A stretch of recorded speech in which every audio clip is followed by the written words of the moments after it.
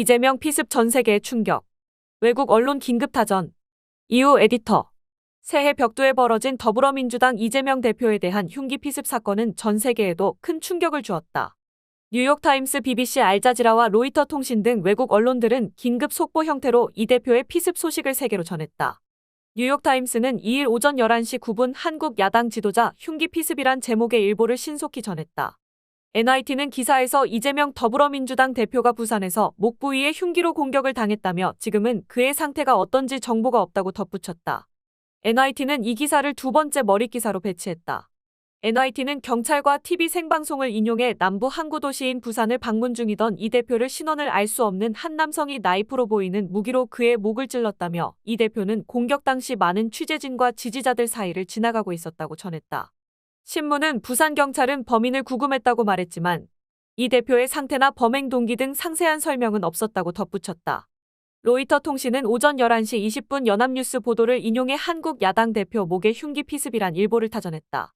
통신은 50대에서 60대로 보이는 범인은 사인을 요청하면서 이 대표에게 접근한 다음 갑자기 달려들어 공격했으며 곧바로 제압돼 현장에서 체포됐다고 보도했다.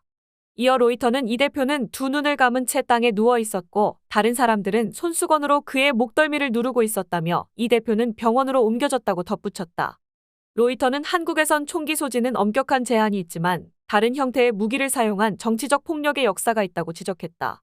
아랍권의 알자자리 방송도 한국 야당 지도자 목 찔려 급히 병원 이송이란 제목의 기사에서 이재명 대표가 동남부 항구도시 부산을 방문해 취재진에게 발언하는 도중 공격을 당했다고 속보를 전했다. 알자지라는 이 대표는 2022년 대선에 출마했다가 보수파 윤석열 후보에게 졌다는 사실도 언급한 뒤 윤 대통령이 이번 공격 행위는 용납할 수 없으며 즉각적이고 철저한 수사를 촉구했다는 내용도 전했다. 알자지라는 가난한 농부 가족으로 태어난 이 대표는 2010년 서울의 위성도시 성남의 시장으로 선출되면서 정치에 입문했다며 그는 공장에서 일하면서 밤에는 야학을 다녔으며 인권 변호사가 됐다고 이 대표의 경력도 간단히 소개했다. 알자지라는 이 소식을 두 번째 머릿기사로 배치했다. 영국의 가디언도 오전 11시 6분 머릿기사로 한국 야당 지도자 이재명 흉기 피습이란 제목의 기사에서 연합뉴스를 인용해 보도했다. 영국 BBC도 머릿기사로 배치하고 이 대표의 피습 사실을 보도했다.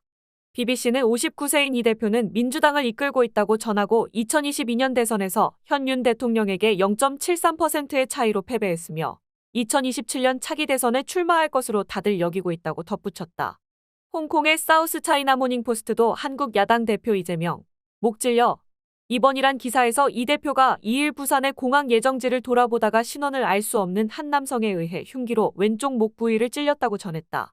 신문은 2022년 대선에서 근소한 차이로 패배한 이 대표는 의식이 있으며 현지 대학병원으로 이송됐다고 민주당 관계자와 소방당국 관계자를 인용해 보도했다. 야후재팬과 산케이신문 등 일본 매체들도 이를 긴급뉴스로 전했다.